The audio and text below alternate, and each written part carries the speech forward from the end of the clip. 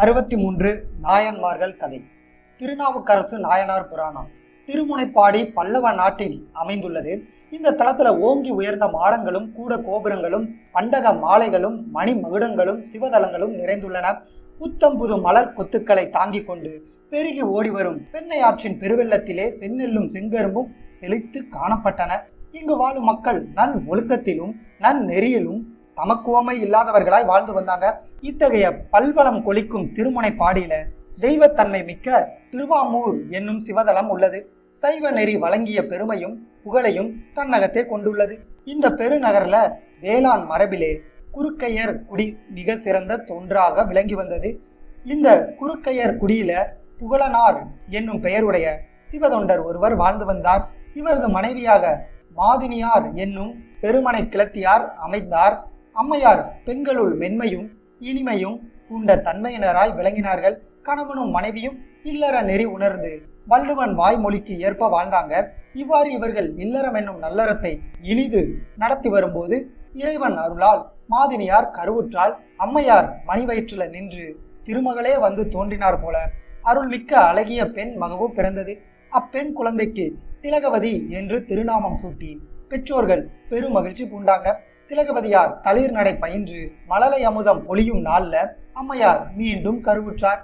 அம்மையார் மணி வயிற்றில் இருந்து திரு சடையனின் அருள் வடிவமாக சைவம் ஓங்க தமிழ் வளர கலைகள் செழிக்க மருள் எல்லாம் போக்கும் அருள் வடிவமாக கோடி சூரிய பிரகாசத்துடன் கூடிய ஆண் குழந்தை பிறந்தது.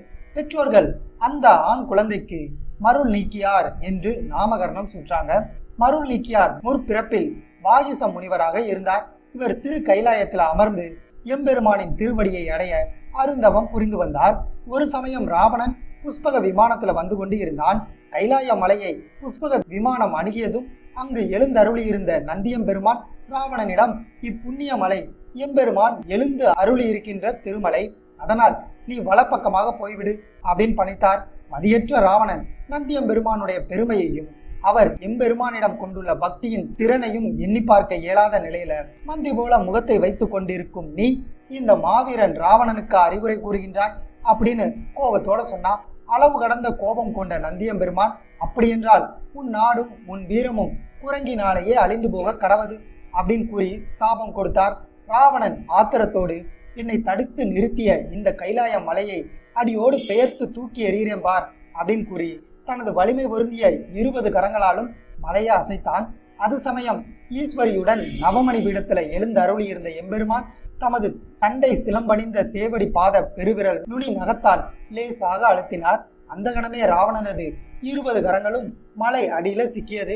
ராவணன் கரங்களை அசைக்க முடியாம துடித்து கொண்டு இருந்தான். ஓலக்குரல் எழுப்பினான். அந்த திருமலையில் தவமிருந்து வந்த அருந்தவசியான வாகீசரனின் செவிகள்ல ராவணனோட ஓலக்குரல் விழுந்தது. ராவணனோட நிலை கண்டு மனம் இலகினார் முனிவர். அவனது துயரம் நீக்குவதற்கு நல்லதொரு உபாயம் சொன்னார். எம்பெருமான் இசைக்கு கட்டுப்படுவார். அவரை இசையால் வசப்படுத்தினால் இந்த துயரத்திலிருந்து விடுபடுவதற்கு உகந்த மார்க்கம் பிறக்கும். வாகிச முனிவரின் அருளுரை கேட்ட ராவணன் தனது நரம்பை யாழாக்கி பன்னிசைத்தான். பரமனின் பாத கமலங்களை போற்றி பணிந்தான். பக்தனின் இசைவெல்லம் ஈசனின் செவிகள்ல தேன் அமுதமாய் பாய்ந்தது. சிவனார் சிந்தை குளிர்ந்தார். அவன் முன்னால் பெருமான் பிரசன்னமானார். ராவணனின் பிழையை பொறுத்தார். சந்திகா சம்ய என்னும் வாள் ஒன்றை அவனுக்கு அளித்ததோடு 50 லட்சம் ஆண்டுகள் உயிர் வாழும் பெரும் பேற்றினையும் அளித்தார். ராவணன் எம்பெருமானை தோத்திரத்தால் மேலும் வழிபட்டான். பேரின்ப பெருக்குடன் இலங்கைக்கு சென்றான். அந்த சமயம் நந்தி தேவருக்கு வாகிச முனிவரின் செயல் சினத்தை மூட்டியது. ராவணனுக்கு உதவி செய்த வாகிச முனிவரை பூலோகத்தில் பிறக்குமாறு சாபம் கொடுத்தார். அவரும் மாதினியார் மணி வயிற்றில அவதரித்தார். நாவின் நலத்தினால் நாடு போற்ற அவதரித்த வாகீசரும் மருள் நீக்கியார் என்னும் நாமத்தை பெற்றார். மருள் நீக்கியாரும் நற்பண்புகளுக்கெல்லாம் திலகம் போன்ற திலகவதியும் நாளொரு மேனியும் பொழுதொரு வண்ணமாக வளர்ந்து குழந்தை பருவத்தை கடக்குறாங்க. இருவரும் கல்வி கேள்விகள்ல மேம்பட்டு சகலகலா வல்லவர்களா விளங்குறாங்க. அப்பொழுது திலகவதியாருக்கு 12வது வயது. பெற்றோர்கள் திலகவதியை அரசனிடம் சேனாதிபதியாக பணியாற்றும் களப்பகையார் என்னும் வீரருக்கு மனம் முடிப்பதற்கான ஏற்பாடுகளை செய்கிறாங்க. இந்த தருணத்துல புகழனார் விண்ணுலகை எய்கிறார். கணவன் இறந்து போன துயரத்தை தாங்க முடியாத மாதினியாரும் தொடர்ந்து அவரோட எம்பெருமானோட திருவடியில ஒன்றுறாங்க. பெற்றோர்கள் விண்ணுலகை எய்திய துக்கத்தை தாழாம திலகவதியாரும் மருள் நீக்கியாரும் பெரும் துயரத்துல ஆழ்ந்து போறாங்க. இந்த நிலையில தான் ஊழ்வினை அவர்களை மேலும் துன்புறுத்தியது. திலகவதியாருக்கு நிச்சயித்திருந்த கலிப்பகையார் போர்க்களத்துல வீர சொர்க்கம் அடைந்தார். இந்த செய்தியை கேள்வியுற்ற திலகவதியாரும் மருள் நீக்கியாரும் வெந்த முன்னில் வேல் பாய்ந்தார் போன்ற வேதனையை அடைகிறாங்க. கலிப்பகையார் உயிர் துறந்த பின்னர் திலகவதியார் உயிர் வாழ விரும்பல. கலிப்பகையாருக்கும் தனக்கும் திருமணம் ஆகாவிட்டாலும் அவரை மனதுல கணவரா வரிந்து விட்ட நிலையில திலகவதியார் இந்த முடிவுக்கு வர்றாங்க. நான் என் கணவர் சென்ற இடத்துக்கே சென்று விட போறேன் அப்படின்னு திலகவதியார் உலகை வெறுத்து உயிர் துறக்க நினைக்கிறாங்க. அம்முடிவை கண்ட மருள் நீக்கியார் தமக்கையாரிடம் பணிந்து வேண்டார். அருமை சகோதரி, தாயும் நம்மை விட்டு மறைந்த பின்னர் உண்மையே அவர்களாக எண்ணி நான் ஓரளவு மன உறுதியோட வாழ நினைத்தேன். எனக்கு கொழு கொம்பாக உள்ள தாங்களும் என்னை இந்த தரணியில தனியா விட்டு செல்வதுனா நான் தங்களுக்கு முன்பே உயிர் துறப்பது திண்ணம் அப்படின்னு கூறி அழுறார். உடன் பிறந்தோர் தம் மீது கொண்டுள்ள அளவற்ற கருணையினாலும் அன்பினாலும் திலகவதியார் மனம் மாறுறாங்க. மருள் நீக்கியாருக்காக வேண்டி மண் உலகில வாழ முடிவெடுக்கிறாங்க.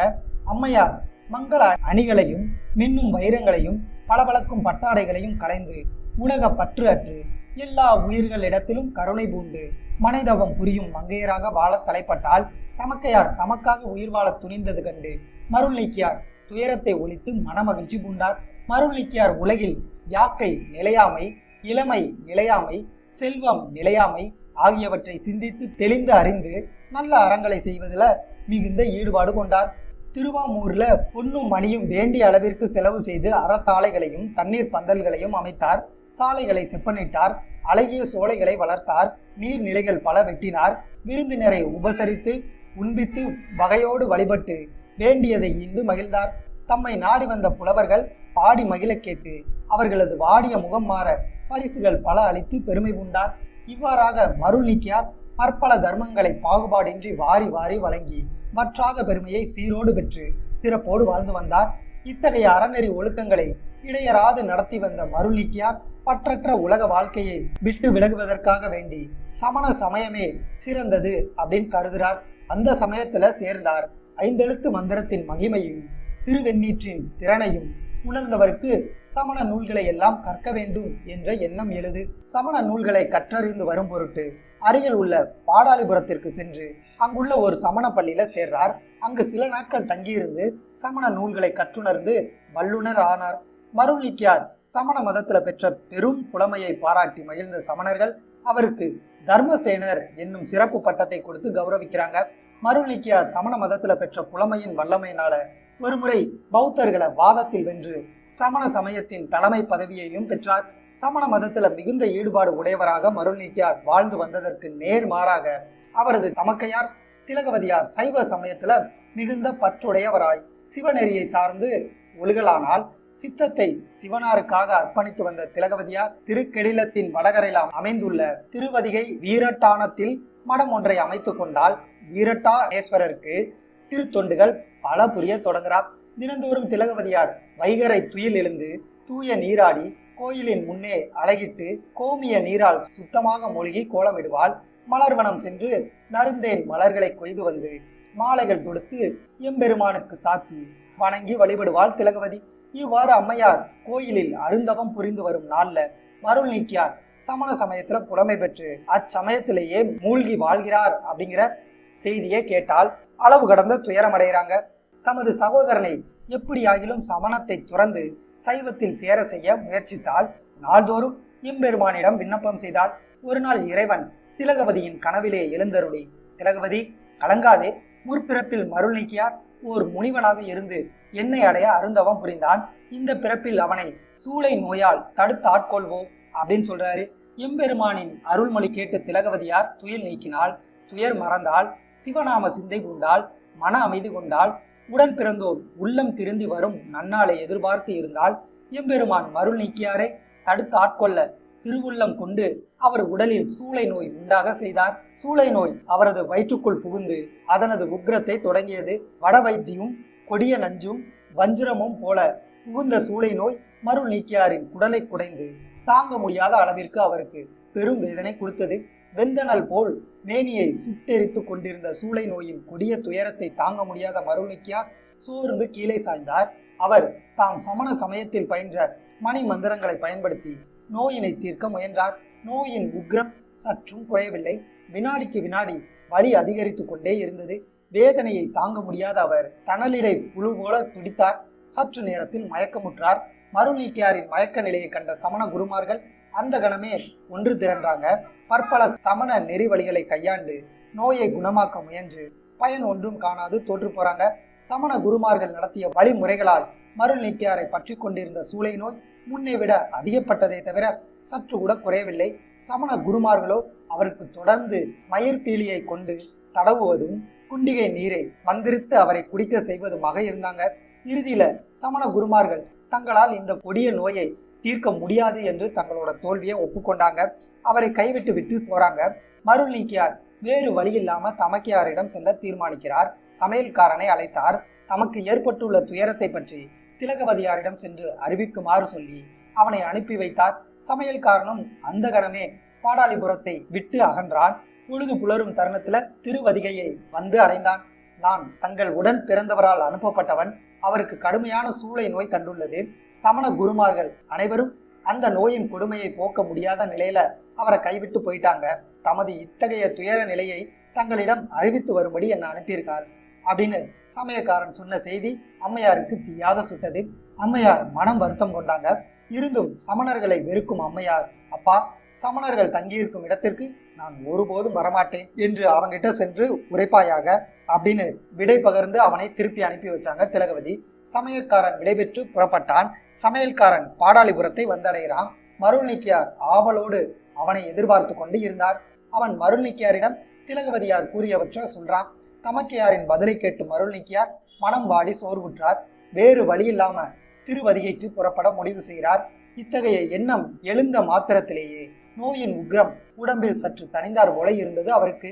பாயினால் அணியப்பட்ட உடையை களைந்தார். கமண்டலத்தையும் மயிர் பீலிகையையும் ஒழித்தார்.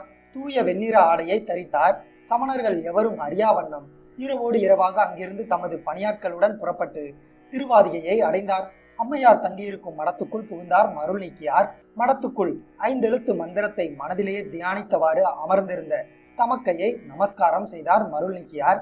திலகவதியார் ஒருபுறம் மகிழ்ச்சியும் மறுபுறம் வேதனையும் கொண்டாள். மருள் நீக்கியார் மனவேதனையுடன் திலகவதியாரிடம் தமக்கு ஏற்பட்டுள்ள துன்பத்தை பற்றி சொல்றாரு. நம் குலம் செய்த அருந்தவத்தால் அவதாரம் செய்த தமக்கையே, என் குடலுக்குள் புகுந்து உடலை வருத்தும் இந்த கொடிய சூளை நோயினை தீர்த்து காத்திடல் வேண்டும் அப்படின்னு கண்கள்ல நீர் மல்க வேண்டி நிற்கிறார் மருள் நீக்கியார். திலகவதியார் சகோதரனை பார்த்து மேலும் உள்ளம் முருகிறாங்க. புறமெறிந்த புண்ணியரது பொன்னடிகளை நினைத்து மலர் கையை கூப்பி தொழுது இறஞ்சினார் திலகவதி.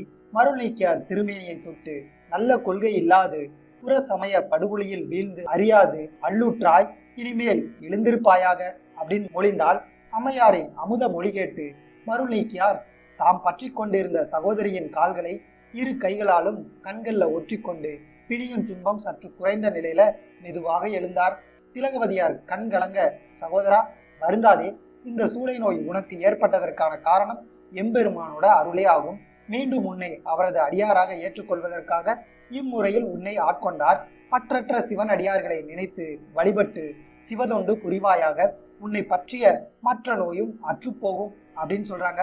மருள் நீக்கியாருக்கு சமய மாற்றம் வேண்டி திலகவதியார் திருவெண்ணீற்றை எடுத்து 5 எழுத்து மந்திரத்தை ஓதிய வண்ணம் கொடுத்தால். அம்மையார் அருளி கொடுத்த திருவெண்ணீற்றினை தாழ்ந்து பணிந்து பெற்றுக்கொண்ட மருள் நீக்கியார், எனக்கு பற்றற்ற பெருவாழ்வு கிட்டிற்று, பரமனை பணிந்து மகிழும் திருவாழ்வு பெற்றேன் அப்படின்னு கூறி திருவெண்ணீற்றை நெற்றியில் மேனி முழுவதும் தரித்து கொண்டார். திருவெண்ணீற்றின் மகிமையால மருள் நீக்கியார் நோய் சற்று நீங்க பெற்று நிலை கண்டார். அது கண்டு அத்திருத்தொண்டர் மனம் குளிர்ந்தார். பெருவாழ்வு பெற்ற மருள் நீக்கியார் முன்பு போல் சைவராகி திகழ்ந்தார். அம்மையார் தம்பியாரை அழைத்து கொண்டு திருவலகும் திருமெழுகு தோண்டியும் எடுத்துக்கொண்டு கோயிலுக்கு வந்தால். மருள் நீக்கியார் தமக்கையோடு கோயிலை வலம் வந்து எம்பெருமான் திருமுன் நின்று வணங்கி நின்றார். சிவ சந்நிதியில் சைவ பலமாக நின்று கொண்டிருந்த மருள் நீக்கியார் பேரொளி பிளம்பான எம்பெருமானின் திருவருள் அவர் மீது பொழிந்தது. தமிழ் பாமாலை சாத்தும் உணர்வு அவருக்கு உதித்தது. உணர்ச்சி ஊற்றெடுத்து பெருகியது. மருள் நீக்கியார் தம்மை பற்றி கொண்டு படாத பாடுபடுத்திய சூளை நோயினையும் மாயை இணையும் அறுத்திடும் பொருட்டு கூறிற்றா இணை வாயு விளக்கிலீர் என்று தொடங்கும் பதிகத்தினை பாடினார். பாடி முடித்ததும் அவரை பற்றி கொண்டிருந்த சூளை நோய் அறவே நீங்கியதும் எம்பெருமானின் திருவருளை வியந்து போற்றி திலகவதி கண்ணீர் விட்டால். மருள் நீக்கியார் சிரம் மீது கரம் குவித்து நின்று மெய் அருவி பிரார்த்தித்தார். ஐயனே, அடியேன் உயிரையும் அருளையும் பெற்று உய்த்தேன் என்று மனம் முருக கூறினார் மருள் நீக்கியார். அப்பொழுது விண்வழியே அசிரிரி கேட்டது. இனிய செந்தமிழ் பாக்களால் திருப்பதிக தொகையை பாடி அருளிய தொண்டனே, இனி நீ நாவுக்கரசு என்ற நாமத்தால் 7 உலகமும் ஏந்த பெறுவாய். மருள் நீக்கியார் திருநாவுக்கரசு என்னும் திருநாமத்தை பெற்றார். எம்பெருமானின் திருவருளை எண்ணி திலகவதியார் தமது உடன் பிறந்தோர் சமண பித்தும் சூளைப்பிணியும் நீங்கியது கண்டு மகிழ்ச்சி அடைகிறாங்க. திருநாவுக்கரசர் சைவ திருத்தோற்றம் பூண்டார். அவரது தலையிலும் கழுத்திலும் கையிலும் ருத்ராட்ச மாலைகள் அணியென திகழ்ந்தன.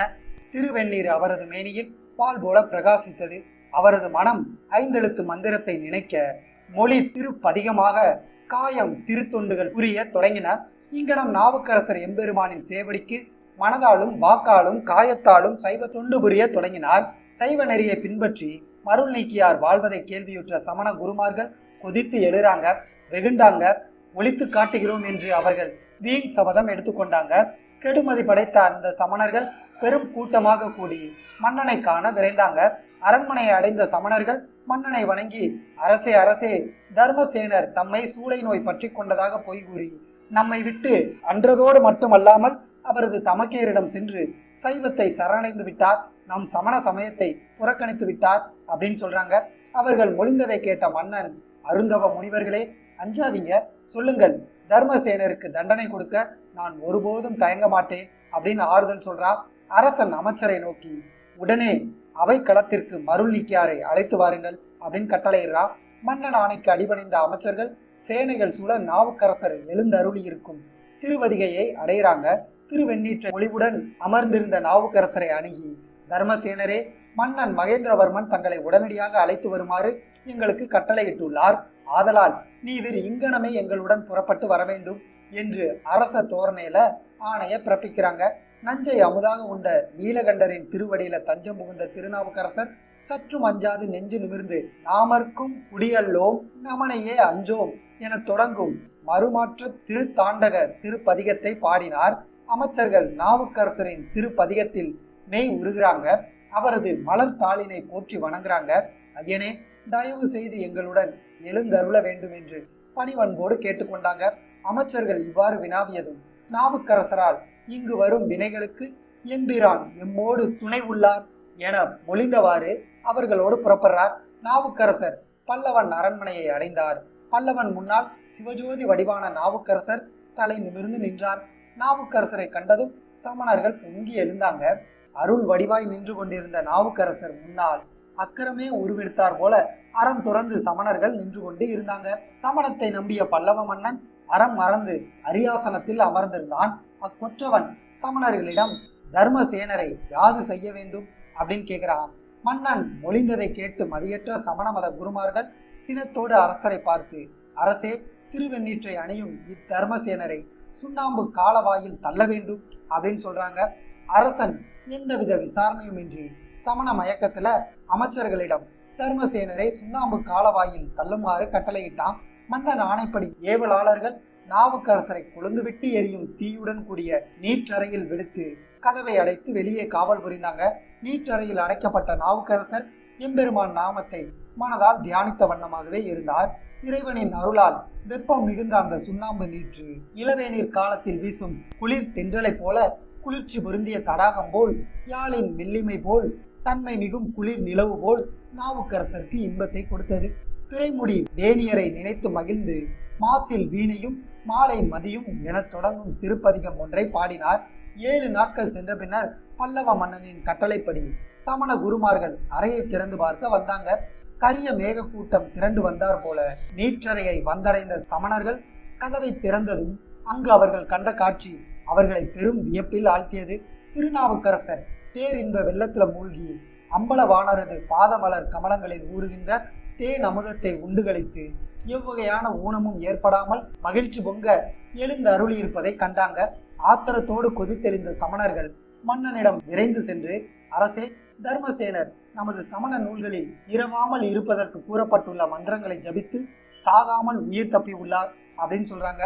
அது கேட்ட பல்லவ மன்னன், அங்கனமாயின் இப்பொழுது தர்மசேனரை என்ன செய்யணும் அப்படின்னு கேட்க, சமணர்கள் தர்மசேனரை கொடிய நஞ்சூட்டி கொல்ல வேண்டும் அப்படின்னு சொல்றாங்க. பல்லவ வேந்தனும் அந்த பாவிகள் சொன்னதற்கு இணங்கி அவ்வாறே தண்டனை கொடுப்போம்னு கூறி தர்மசேனரை கொல்ல ஆணையிட்டான். சமணர்கள் நஞ்சு கலந்த பால் சொற்றை எடுத்துக்கொண்டு நாவுக்கரசரை அணுகி அவரை உண்ணுமாறு செய்தாங்க. நாவுக்கரசர் பால் சொற்றினை வாங்கி கொண்டு எங்கள் நாதருடைய அடியாருக்கும் நஞ்சும் அமுதமாகும் என்று கூறியவாறே உண்டார். அமரரை காக்க ஆழகால விஷத்தை அமுதம் போல் அள்ளி பருகிய நீலகண்டர் நாவுக்கரசர் உண்ணும் நஞ்சு கலந்த பால் சோற்றையும் திருவமுதமாக்கி அருளினார். முன்பை விட புது பொலிவுடன் மகிழ்ச்சி பொங்க காணப்பட்டார் நாவுக்கரசர். சமணர்கள் பயப்படுறாங்க. தங்கள் சமயத்திற்கு அந்திம காலம் நெருங்கிவிட்டது என்பதை உணர்றாங்க. மீண்டும் அந்த கொடியவர்கள் பல்லவ மன்னனை அணுகி விவரத்தை விளக்கி கூற 3வது முறை அவரை மத யானையால் இடர செய்து கொன்று விடுவது என்ற உபாயத்தை சொன்னாங்க. மன்னனும் அங்கனமே மதம் கொண்ட யானையால் மாய்த்து விடுவோம், உடனே மத யானையை ஏவி விடுக அப்படின்னு கட்டளையிட்டான். வில்லில் இருந்து புறப்படும் கொடிய அம்பு போல் மன்னனது ஆணை புறப்பட்டதும் சற்றும் தாமதியாம காவலர்கள் மத யானையை அவிழ்த்து விட்டாங்க. சமணர்கள் நாவுக்கரசரை அழைத்து வந்து மத யானை வரும் திசைக்கு எதிரில் நிறுத்துறாங்க. நாவுக்கரசர் சிவநாமத்தை சிந்தையில் நிறுத்தி சந்தேன சாத்தும் என தொடங்கும் சிவ பாடலை பாடினார். திருப்பாட்டின் இறுதியில் அஞ்சுவது யாதொன்றும் இல்லை, அஞ்ச வருவதும் இல்லை என்று அமையுமாறு திருப்பதிகம் அமைத்தார் நாவுக்கரசர். அப்பொழுது புயல் போல் முழக்கமிட்டு கொண்டு வந்த மத யானை நாவுக்கரசரின் அருகே வந்ததும் துதிக்கையை உயர்த்தி அவரை சுற்றி சுற்றி வலம் வந்தது. நிலத்தில் விழுந்து வணங்கி அவருக்கு மரியாதை செய்தது. மத யானையின் மாறுபட்ட செயலை கவனித்த சமணர்கள் பாகர்களிடம் நாவுக்கரசரை கொல்லுமாறு யானைக்கு செய்கை காட்டுங்கள் அப்படின்னு பொறுமுறாங்க. அவர்களும் குறிப்பால் யானைக்கு அதனை உணர்த்துறாங்க. உடனே மத யானை மதம் பொங்க துதிக்கையால் பாகர்களை தூக்கி வீசி எறிந்து கொன்றது. அத்தோடு யானை அடங்கவில்லை. அந்த மத யானை சமணர்களின் மீது பாய்ந்து அவர்களையும் காலால் மிதித்து தந்தத்தால் குத்தி கிழித்தது. துதிக்கையால் தூக்கி எறிந்து கொன்று குவித்தது. மந்திரகிரி திருப்பார் கடலை கலக்கியது போல மத யானை அத்திருநகரை ஒரு கலக்கு கலக்கி சமணர்களை கொன்று குவித்தது. மத யானையின் பிடியில் விழாமல் தப்பி பிழைத்த ஒரு சில சமணர்கள் அஞ்சு நடுங்கி பல்லவ வேந்தனிடம் தஞ்சம் புகுறாங்க. சமணர்கள் மீது வெறுப்பு கொண்ட அரசன் ஆத்திரத்தோடு சமணர்களை பார்த்து இனிமேல் செய்வதற்கு என்னதான் இருக்கு என்று வெறுப்போடு கேட்டதும் சமணர்கள் இம்முறை தர்மசேனரை கல்லோடு சேர்த்து கட்டி கடல்ல போட்டு விடுவோம் அப்படின்னு கேட்டுக்கொண்டாங்க. அந்த நிலையிலும் சமணர்களின் செருக்கு அடங்கல. அவர்களது இத்தகைய முடிவிற்கு தலைவணங்கிய வேந்தன் நாவுக்கரசரை கல்லோடு கட்டி கடலில் கொண்டு போய் தள்ளிவிடுங்கள் அப்படின்னு ஏவலாளர்களுக்கு கட்டளையிட்டான். ஏவலாளர்கள் நாவுக்கரசரை படகில் ஏற்றிக்கொண்டு சமணர்களுடன் கடல்ல புறப்பட்டாங்க. நடுக்கடல் சென்றதும் அவரை கல்லோடு கட்டி கடல்ல வீழ்த்தி விட்டு கரைக்கு திரும்புறாங்க. கடலுள் வீழ்ந்த நாவுக்கரசர் எப்படி வேண்டுமானாலும் ஆகட்டும் அப்படின்னு திரும்பினாங்க. கடலுக்குள் வீழ்ந்த நாவுக்கரசர் எப்படி வேண்டுமானாலும் ஆகட்டும், இவ்வெளியோன் எம்பிரானை ஏந்துவேன் என்று நினைத்தார். சொற்றுணை என அடியெடுத்து நற்றுணையாவது நமசிவாயவே என்று பதிகம்பாடி கடலில் மூழ்கினார். ஆழ்கடலில் அருந்தமிழ் முகத்தை கொடுத்தார். பைந்தமிழ் பாமாலை கோர்த்தார். புலித்தோலை போர்த்த அரவணிந்த அண்ணலுக்கு அழகிய ஆரமாய் அணிவித்தார். கல்லும் கனிய இன்மொழியில் நாவுக்கரசர் பாமாலை தொடுத்து 5 எழுத்தை ஓதியதும் அவரது உடலை பிடித்திருந்த கயிறு அறுபட்டு விழுந்தது.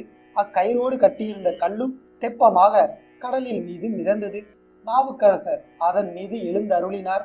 கல்லும் கனிய இன்மொழியில் நாவுக்கரசர் பாமாலை தொடுத்து வருணனின் உதவியால் திருப்பாதிரி புலியூருக்கு அருகிலே கரை சேர்ந்தார். அந்த தலத்தின் கண் வாழும் அன்பர்களும் அடியார்களும் விரைந்தோடி வந்து நாவுக்கரசரை அன்பு கொண்டு அழைத்து அகமகிழ்ந்தாங்க. சிவநாமத்தை விண்ணட்ட ஒலித்த வண்ணம் நாவுக்கரசரை திருப்பாதிரி புலியூர் ஐயனின் திருக்கோயிலுக்கு அழைச்சிட்டு போறாங்க.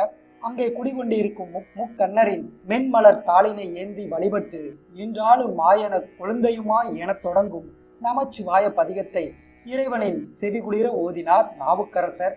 உத்ராட்ச மாலைகளும் திருவெண்ணீரும் மேனியில் துலங்க கையிலே உளவாரமும் தாங்கியவாறு அப்பர் பெருமான் நின்ற கோலம் கண்டு அன்பர்கள் பேரானந்தம் பூண்டாங்க.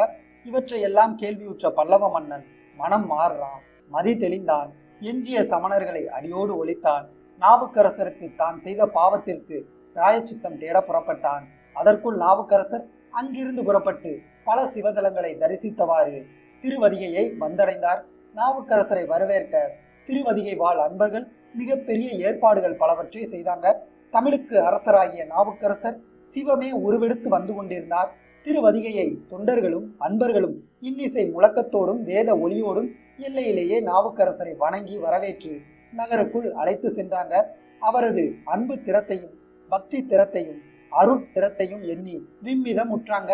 இவ்வாறு அன்பர்கள் சூழ்ந்து வர வீதி வழியே வந்த திருநாவுக்கரசர் ஆலயத்தை அடைந்து திருவீராட்டேஸ்வரனை பார்த்து இறைவன் தன்னை ஏழையேன் நான் பண்டிகழ்ந்தவாறே என்று முடியும் திருத்தாண்டக பதிகத்தை பாடி பரமனை பேணினார். வீரட்டானேஸ்வரனிடம் ஆறா காதல் கொண்ட நாவுக்கரசர் சில நாட்கள் அத்திருநகரிலேயே தங்கி பைந்தமிழ் பாமாலையால் வழிபட்டு உளவார பணி செய்து கொண்டு இருந்தார். திருநாவுக்கரசர் திருவதிகை தலத்தில் எழுந்தருளியிருந்து பரமனை பாடி பணிவதை கேள்வியுற்றான் மன்னன். 4 வகை படைசூழ மங்கள வாத்தியங்கள் ஒலிக்க திருவதிகையை அடைந்தான். திருமடத்தில் தங்கியிருக்கும் திருநாவுக்கரசர் மலரடியில் விழுந்து வணங்கி எழுந்தான். பிழை பொறுத்தருள பிரார்த்தித்தான். அவரது அருளையும் அன்பையும் பெற்றான். முக்தி நெறியினை உணர்ந்தான். சிவமே உருவெடுத்து செந்தமிழ் செல்வரின் கருணை உள்ளத்திலே கட்டுண்ட பல்லவன் அன்னையின் அன்பு அரவணைப்பிலே சிக்கித் தவித்த மழலை போல் ஆனான். தனது தவற்றையெல்லாம் உணர்ந்து தம் முன்னால் சிவ பலமாக நிற்கும் பல்லவ மன்னனுக்கு திருநாவுக்கரசர் 5 எழுத்து மந்திரத்தை ஜபித்து திருவெந்நீர் கொடுத்தார். அரசன் திருவெந்நீற்றை பக்தியோடு பெற்றுக்கொண்டு தனது நெற்றியிலும் திருமேனியிலும் பூசிக்கொண்டவாறு திருநாவுக்கரசரின் அடிமலரை பணிந்தார். சில நாட்கள் அவரோடு தங்கியிருந்து மனமகிழ்ந்த மன்னன் ஒரு நாள் அவரிடம் விடைபெற்று கொண்டு பாடாலிபுரத்துக்கு புறப்பட்டான். பாடாலிபுரத்தை அடைந்த மன்னன் முதல் வேளையாக சமணர்களின் பள்ளிகளையும் பாலிகளையும் இடித்து தள்ளான். திருவதிகையில் குணபாலீஸ்வரம் என்னும் திருக்கோயிலை கட்டி சைவ சமயத்திற்கு சிறந்த துண்டாற்ற தொடங்குகிறான். திருநாவுக்கரசர் பல சிவதலங்களை தரிசித்து வரும் பொருட்டு திருவதிகை பெருமானை வணங்கி தமது சிவ யாத்திரையை தொடர்ந்தார். திருவெண்ணை நல்லூர், திருவாமாத்தூர், திருக்கோவிலூர் போன்ற தலங்களில் எழுந்தருளியிருக்கும் இறைவனை துதித்த வண்ணம் உன்னாடத்தை வந்தடைந்தார். பரம்பொருளை பாமாலை சாத்தி போற்றினார். ஐயனே, எம்மை ஆட்கொண்டு அருளிய அருள் வடிவே, சமணத்தோடு சேர்ந்து சில காலம் அவர்களுக்காகவே உழைத்த இந்த ஈன உடம்பு உலகில் உயிர் வாழ விரும்பவில்லை. அடியேன் உலகில் உமது திருநாமம் போற்றி மகிழ்ந்து வாழ்ந்திட வேண்டுமென்றார். தேவரீர் திருவுள்ளம் கனிந்து இந்த ஏழையின் வெந்நீர் அணிந்த மேனியிலே உமது குலசினையான சூலத்தையும் இடபத்தையும் பொறித்து அருள் புரிவீராக அப்படின்னு வேண்டினார் நாவுக்கரசர். பொன்னார் கொன்றுண்டு விண்ணப்பம் என தொடங்கும் திருப்பதிகத்தை பாடினார். திருநாவுக்கரசர் பதிகம் பாடி முடித்தார். எவரும் அறியாவண்ணம் பூதகணத்தவர் தோள்களில் சூல முத்திரையும் இடப முத்திரையும் பொறித்துவிட்டு அகன்றனர். திருநாவுக்கரசர் ஆனந்த கண்ணீர் வடித்து நின்றார். விண்ணவர் மலர் மாறி பொழிந்தாங்க. ஆலயத்துள் மறையொளி முழங்கியது. அருள் மொழி பிறந்தது. அடிகளார் உயிந்தேன் என கூறி மகிழ்ந்து தம்மை மறந்த நிலையில் பரமனின் பாத கமலங்கள்ல வீழ்ந்தார். அருந்தவசிகளும் அமரர்களும் திருமூர்த்திகளும் போற்றி வணங்கும் வேணியர் பிரானின் மலரடியில் அன்பின் அருள் வடிவமாய் வீழ்ந்த அண்ணல் அம்மையப்பரின் அருந்திறனை எண்ணி பெருமிதமுற்றார். அந்த தளத்துல சில நாட்கள் தங்கியிருந்து முக்காலமும் முக்கண்ணரை போற்றி செந்தமிழ் பாமாலை சாத்தி சிந்தை மகிழ திருத்தொண்டுகள் பல நடத்தி வந்தார். ஒரு நாள் அத்தலத்தில் இருந்து புறப்பட்டார். திருவாதுரை, திருமுதுகுன்றம் போன்ற தலங்களில் எழுந்தருளி இருக்கும் பரமனை பாடிய வண்ணம் தில்லையை அடைகிறார். நாவுக்கரசர் கோபுரத்தை கண்டு கண்களில் நீர்மழுக சிவநாமத்தை பாடி பணிந்தார். சிதம்பரம் தில்லை நடராஜரின் கோயிலில் மேற்கு ராஜகோபுரத்தின் வழியாக சென்று நடராஜரை தரிசித்தார். தில்லைவாழ் அந்தணர்கள் சூழ ஆலயத்துள் எழுந்தருளியுள்ள நாவுக்கரசர் பேரம்பலத்தை வணங்கினார். ஆனந்த தாண்டவமாடும் பொன்னம்பலத்தரசரை பேரன்பு உருக தொழுதார். கையும் தலைமிசை என தொடங்கும் செந்தமிழ் பதிகத்தை பாடினார். எம்பெருமானின் ஆனந்த வடிவத்தை பார்த்து பார்த்து மகிழ்ந்து நின்ற திருநாவுக்கரசருக்கு பாத கிண்கிணிகள் பரதமாட அரவம் அணிந்த அழகிய வெந்நீர் துலங்கும் மலர்கரங்கள் அபிநயத்தோடு தெரிவது கண்டார். இறைவன் தன்னை பார்த்து ஏன் வந்தாய் என்று கேட்பது போன்ற குறிப்பை புலப்படுத்த நடனம் புரிகின்றாய் என்று உணர்ந்து கொண்டவராய் கருணட்ட கண்டனை என்னும் விருத்தத்தையும் பக்தனாய் பாடமாட்டேன் என்னும் நேரிசையும் பாடி பணிந்தார் திருநாவுக்கரசு. அந்த தலத்தில் சில காலம் தங்கியிருந்து உளவார பணி செய்து வந்தார். எம்பெருமானை வணங்கி பாமாலை பல பாடினார். ஒரு நாள் நாவுக்கரசர் தில்லையை விட்டு புறப்பட்டு திருநாரையூர் வந்தார். பொல்லா பிள்ளையாரை வணங்கினார். அங்கிருந்து புறப்பட்டு சீர்காழிப்பதியின் எல்லையை வந்தடைந்தார். தோணியப்பருக்கு திருத்தொண்டு புரிந்து வரும் ஞான சம்பந்தர் அன்பர்களோடும் அடியார்களோடும் புறப்பட்டு சென்று நாவுக்கரசரை அகமும் முகமும் மலர எதிர்கொண்டு அழைத்தார். திருநாவுக்கரசர் திருக்கூட்டத்தின் இடையே சென்று அவருடைய மலரடியை பணிந்தார் ஞானசம்பந்தர். நாவுக்கரசரை தமது தந்தையாரை போன்ற தலைமையான சிறப்பு மிக்கவர் என்பதை உளமாற உணர்ந்து அப்பரே என்று அழைத்ததும் திருநாவுக்கரசர் அடியேன் என்று தமது பணிவான அன்பை வெளிப்படுத்தினார். அருட்கடலும் அன்பு கடலும் கலந்தார் போல இணைந்த இவ்விரு ஞானமூர்த்திகளும் அன்பர்கள் புடைசூழ தோணியப்பர் ஆலயத்தை வந்தடைகிறாங்க. திருக்கோபுரத்தை வழிபட்ட இவ்விருவரும் வானலாவி ஓங்கி நிற்கும் விமானத்தை வலம் வந்து தொழுதாங்க. ஆளுடை பிள்ளையார் அப்பர் அடிகளை பார்த்து, அப்பரே, நீவீர் உம்மை ஆட்கொண்டு அருளிய எம்பெருமானை இன்பத் தமிழால் பாடுவீராக அப்படின்னு வேண்டாரு. ஆனந்த கடலில் மூழ்கி நின்ற அப்பரடிகள் பார்கொண்டு முடி என்னும் பைந்தமிழ் பாமாலையை சாத்தி திருத்தோணியப்பரையும் பெரிய நாயகி அம்மையாரையும் பணிந்தார். கலைஞான கன்றாகிய ஆளுடை பிள்ளையின் விருப்பத்திற்கு இணங்க அருள் ஞான அரசராகிய அப்பரடிகளும் சீர்காழியில் ஞான சம்பந்தருடன் சில காலம் தங்கியிருந்தார். இரு சிவநேசர் செல்வர்களும் நாடோறும் எம்பெருமானை வணங்கி பதிகம் பல பாடி பணிந்து வந்தனர். சீர்காழி பதியில் உள்ள மெய்யன்பர்கள் அருள் பெற்ற இந்த நாயன்மார்களின் செந்தமிழ் தேன் சிந்தும் பக்தி பாடல்களை பருகி பெருமிதம் பொங்குறாங்க. சீர்காழி நகரம் விழா கோலம் பூண்டது. ஒரு நாள் சோழ நாட்டில் உள்ள திருத்தலங்களை எல்லாம் தரிசித்து வரவேண்டும் என்று ஆறா காதலுடன் இரு ஞானமூர்த்திகளும் சீர்காழியை விட்டு புறப்பட்டாங்க. பல சிவதலங்களை தரிசித்தவாறு திருக்கோலகா என்னும் தலத்தை வந்தடைகிறாங்க. அங்கு இருவரும் எம்பெருமானை தரிசித்து சிந்தை குளிர்றாங்க. ஆளுடைய பிள்ளையார் அப்பர் சுவாமிகளிடம் விடைபெற்று கொண்டு சீர்காழிக்கு திரும்பினார். அப்பரடிகள் கோலகாவில் இருந்து புறப்பட்டார். கருப்பரியலூர், திருப்புன்கூர், நீடூர், திருக்குறுகை, வீராட்டம், திருநின்றையூர், திருநனிப்பள்ளி வழியாக பல சிவதலங்களை தரிசித்தவாறு திருசத்தி முற்றத்தை வந்தடைந்தார். உமாதேவியார் போற்றி பணிந்த புனித தலமாகிய திருசத்தி முற்றத்தில் எழுந்தருளி இருக்கும் இறைவனை வணங்கி வழிபட்டார். அப்பரடிகள் அவ்வூரில் தங்கியிருந்து எம்பெருமானுக்கு உளவார பணி செய்ய திருவுள்ளம் பற்றினார். திருசந்தி முற்றத்துக்கு பக்த கோடிகள் திருநாவுக்கரசரின் வருகையால் உலகாகிதம் அடைந்தாங்க. நாவுக்கரசர் உளவார பணிபுரிந்து பரமனை வழிபட்டார். ஆன்மீக அன்பர்களும் அப்பரடியாருக்கு உறுதுணையாக நிற்கிறாங்க. அப்பரடிகள், எம்பெருமானே, கூற்றவன் வந்து எனது உயிரை கவர்ந்து செல்லும் முன் உமது திருவடி அடையாளம் பதியுமாறு அடியேன் சென்னி மீது வைத்து அருள வேண்டும் என்ற கருத்தமைந்த கோவாய் முடுகியடுறதில் எனத் தொடங்கி திருசந்தியமுற்ற துறையையும் சிவக்கொழுந்தே என்னும் திருப்பதியத்தை பாடினார். அருள் வடிவமாகி எம்பெருமான் திருநள்ளாருக்கு வா என்று அப்பரடிகளுக்கு அருள் புரிந்தார். அடிகள் ஆனந்தம் மேலிட அந்த கணமே திருசந்தி முற்றத்தை விட்டு புறப்பட்டார். திருநல்லூர் என்னும் பழம்பதியை வந்தடைந்தார். நலம் தந்த நாதரை வலம் வந்து வணங்குகிறார். அப்பொழுது கருணை கடலாகிய நல்லூர் பெருமனார் திருசந்தி முற்றத்துல உள்ளம் உருக வேண்டியதற்கு ஏற்ப உனது எண்ணத்தை முடிக்கின்றோம் என்று திருவாய் மலர்ந்து தமது திருப்பாத மலர்களை அப்பர் சுவாமிகளின் சென்னியின் மீது சூட்டி அருளினார். எம்பெருமான் கருணை கடலில் மூழ்கி கரைகாணாமல் தத்தளித்து போன அப்பரடிகள் நினைத்துருகும் அடியாரை என தொடங்கி நல்லூர் பெருமனார் நல்லவாறே என பாடினார். அங்கிருந்து புறப்பட்டு திங்களூர் வந்தடைந்த அப்பரடிகள் அப்பூதி அடிகளின் இல்லத்திற்கு எழுந்தருள்றார். அங்கு திரு அமுது உண்ணப்போகும் தருணத்துல அப்பூதி அடிகளின் மகன்களுள் மூத்தவன் அரவம் தீண்டி இறந்தான் என்பது அறிந்து அவனை திருப்பதிகம் பாடி உயிர் பெற்று எழ செய்தார் நாவுக்கரசர். நாவுக்கரசர் அப்பூதி அடிகளோடு திங்களூரில் தங்கியிருந்து எம்பெருமானை பணிந்து வந்தார்.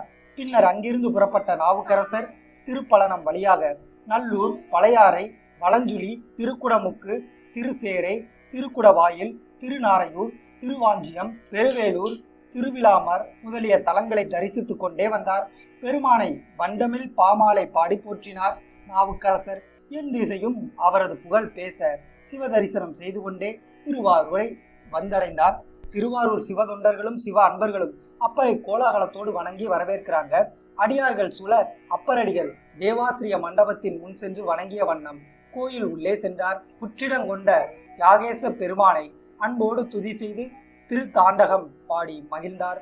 திருவாதிரை திருநாளை கண்டுகளித்தனர். அப்பரடிகள் அந்த தலத்திலேயே எழுந்தருளியிருந்து தினந்தோறும் தியாகேச பெருமானை வழிபட்டு இனிய பக்தி பாமாலைகளை சாத்தி சிந்தை குளிர்ந்தார். அடுத்துள்ள வலிவலம், கீழ்வேலூர், கன்றாப்பூர் போன்ற திருப்பதிகளுக்கும் சென்று வந்தார். திருவாமூர் திருவாதிரை திருவிழாவை கண்டு கைப்புற்றார்.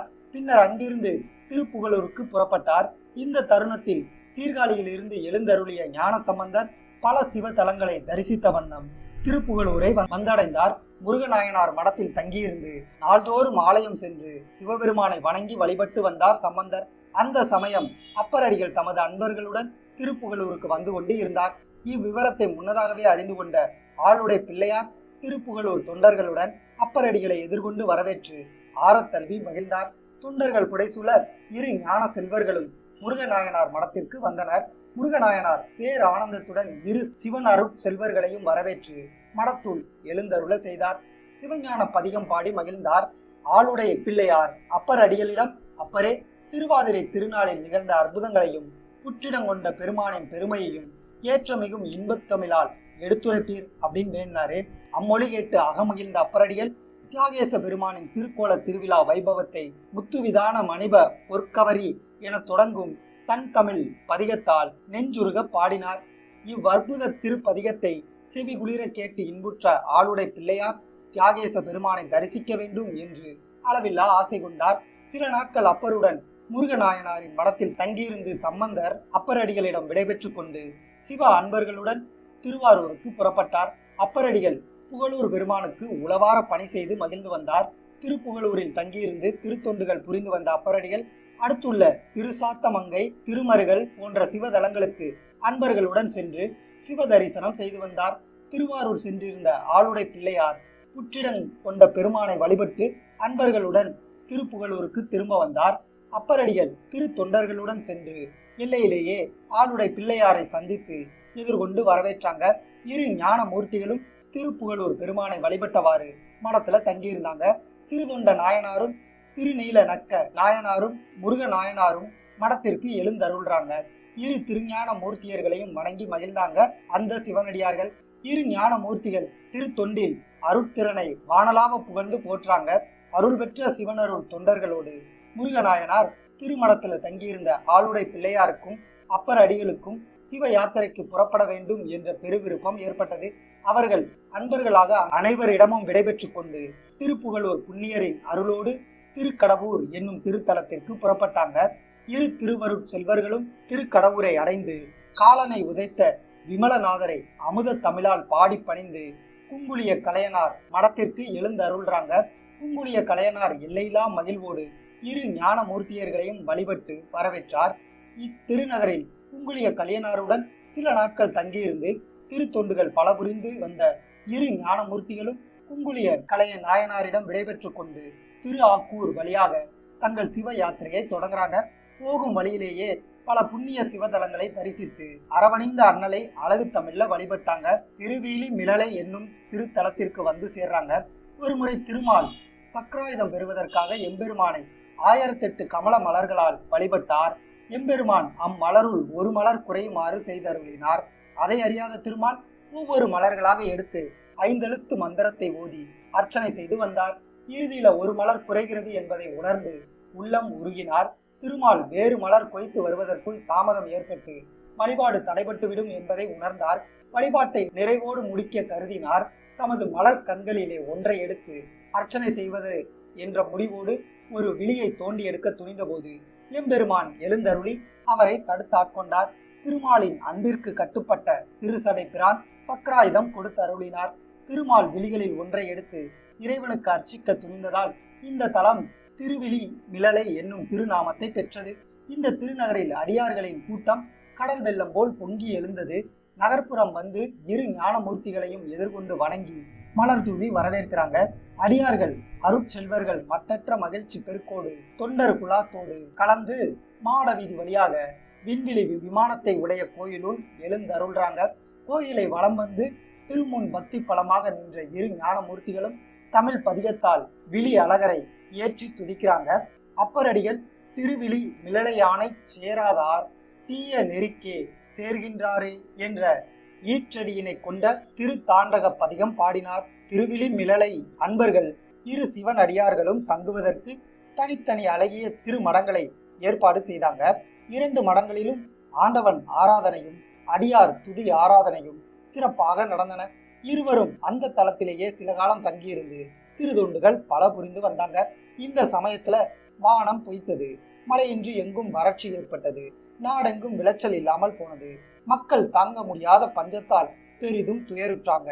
மக்களுக்கு ஏற்பட்ட பஞ்சத்தை எண்ணி அப்பரும் ஆளுடை பிள்ளையும் செய்வதறியாது சிந்திச்சாங்க. திருவிழி மிளலை திருச்சடை அண்ணலை தியானித்த வண்ணமாகவே இருக்காங்க. ஒரு நாள் எம்பெருமான் இரு ஞான மூர்த்தியுடைய கனவிலும் எழுந்தருளி, உங்களை தொழுது வழிபடும் தொண்டர்களுக்காக உங்களுக்கு தினந்தோறும் படிக்காசு தருவோம், அதனை கொண்டு அடியார்களின் அவல நிலையை அகற்றுங்கள் என்று திருவாய் மலர்ந்து மறைந்தார். மறுநாள் எம்பெருமான் கனவில் அருளி செய்ததற்கு ஏற்ப கிழக்கு பீடத்தில் ஆளுடை பிள்ளையாருக்கும் மேற்கு பீடத்தில் அப்பர் அடிகளுக்கும் பொற்காசுகளை வைத்தார். திருஞான சம்பந்தர் அம்பிகையின் ஞானப்பால் உண்ட திருமகனார் ஆனதால் அவருக்கு வாசியுடன் கூடிய காசும், அப்பரடிகள் எம்பெருமானிடத்து மெய்வருத்த அருந்துண்டு ஆற்றி வருவதால் அவருக்கு வாசி இல்லாத காசும் கிடைக்க பெற்றது. இருவரும் படிக்காசுகளை கொண்டு பண்டங்கள் வாங்கி வந்து அடியாருக்கு அமுதளிக்க வகை செய்தனர். எல்லோரும் அமுதுண்டு செல்லுங்கள் என்று பறைசாற்றுறாங்க. மக்களுக்கு அன்னதானம் புரிந்து பஞ்சத்தை போக்குறாங்க. இவ்விரு சிவனடியார்களின் இரு மடத்திலும் தினந்தோறும் தொண்டர்கள் அமுதுண்டு மகிழ்ந்த வண்ணமாகவே இருந்தாங்க. இறைவனின் திரு அருளாலே மாதம் மும்மாறி பொழிந்தது. நெல்வளம் கொளித்தது. எங்கும் முன்போல் எல்லா மங்களங்களும் பொங்கி பொழிந்தன. இரு சிவமூர்த்திகளும் தங்கள் சிவ தரிசன யாத்திரையை தொடங்குறாங்க. திருவாஞ்சியம் முதலிய சிவதலங்களை வழிபட்ட வண்ணம் வேதாரண்யம் என்று அழைக்கப்படும் திருமறைக்காடு என்னும் தலத்தை வந்தடைந்தாங்க. ஞான சம்பந்தரும் திருநாவுக்கரசரும் ஆலயத்துக்கு வர்றாங்க. கோயிலுள் கதவுகள் அடைக்கப்பட்டு இருந்தது. அது கண்டு வியப்பு மேலிட்ட இரு ஞானமூர்த்திகளும் அன்பர்களிடத்துல கதவுகள் அடைக்கப்பட்டிருப்பதன் காரணத்தை கேட்கிறாங்க. அந்த சிவ அன்பர்கள் இருவரையும் தொழுது வணங்கியவாறு விவரத்தை விளக்குறாங்க. சுவாமி, ஆதி காலத்துல இத்திருமறை காட்டுல எழுந்தருளி உள்ள பெருமானை வழிபட்ட மறைகள் கதவை காப்பிட்டு சென்றனர். அன்று முதல் இன்று வரை கதவு திறக்கப்படாமலே இருந்து வருது. வாயிலை திறக்க வல்லார் ஒருவரும் வராமையால் நாங்கள் மற்றொரு வழியாக அரணாரை வழிபாடு செய்து வருகிறோம். அன்பர்கள் பொழிந்ததை கேட்டு இரு ஞானமூர்த்திகளும் எப்படியும் கதவுகளை திறத்தல் வேண்டும் அப்படின்னு நினைக்கிறாங்க. ஆளுடை பிள்ளையார் அப்பரடிகளை பார்த்து, அன்பரே, மறைகள் வழிபட்ட வேணிபிரானை நாம் எப்படியும் இந்த நேர் வழியில் சென்று தரிசித்து வழிபடுதல் வேண்டும். எனவே திருமுன் காப்பிட்ட கதவும் திறக்கும்படி திருப்பதிகம் பாடி அருள்வீராக அப்படின்னு கேட்டுக்கொண்டார். ஆளுடை பிள்ளையாரின் அன்பு கட்டளையை கேட்டு அகமகிழ்ந்த நாவுக்கரசர் இறைவனை தியானித்த வண்ணம் பண்ணின் நேர்மொழியால் என தொடங்கும் பதிகத்தை பாடுறார்.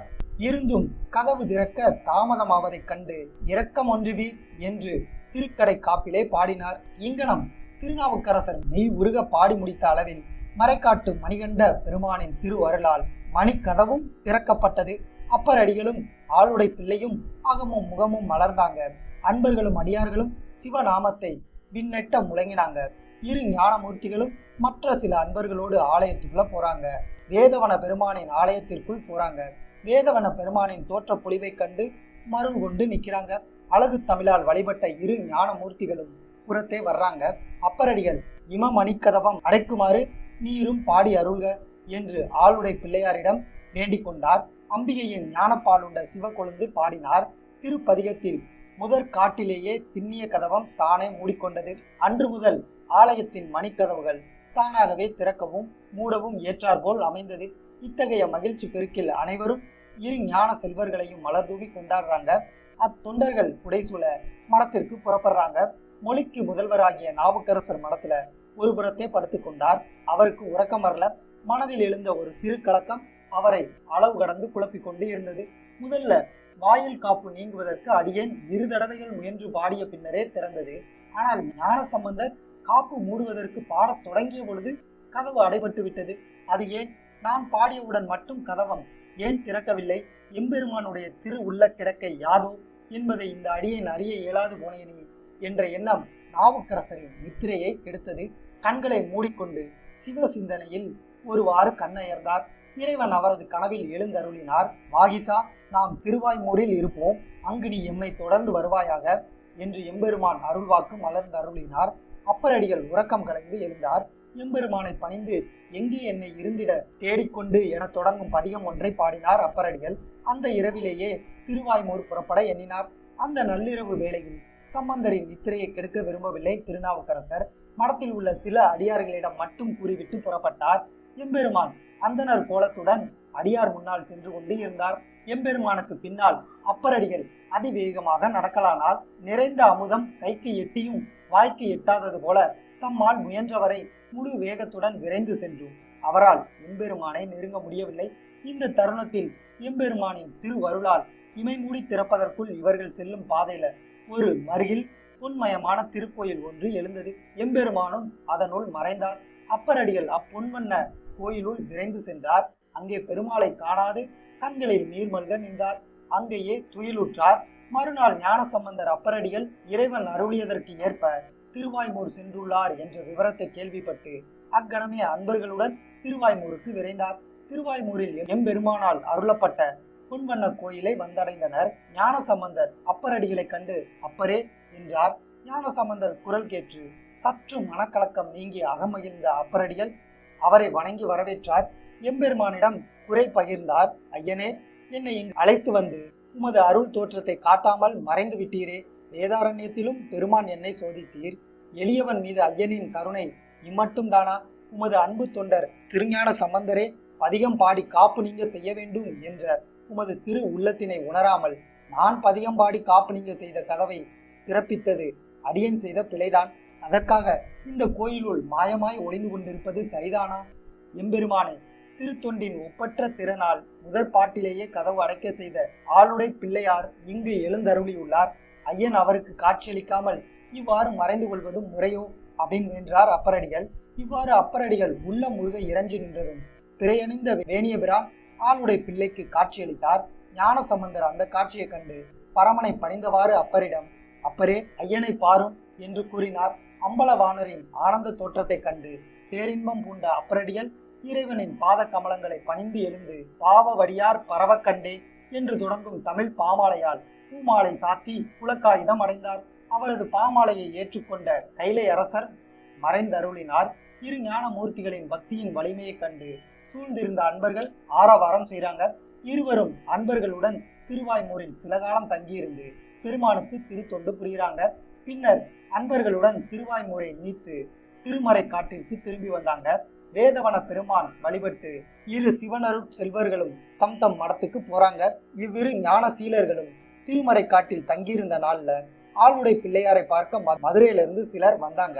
அவர்கள் சுவாமிகளை வணங்கி பாண்டியமா தேவியும் அமைச்சர் குலசிறையாரும் சமணத்தில் வளர்ச்சியை தடுத்து சைவத்தை ஊக்குவிக்கும் பொருட்டு மதுரையில் எழுந்தருள வேண்டும் என்று கேட்டுக்கொண்டதாக விண்ணப்பிச்சாங்க. ஆளுடை பிள்ளையாரும் அவர்களிடம் விரைவில் வருவோம் என்று செய்தி சொல்லி அனுப்பி வைத்தார்.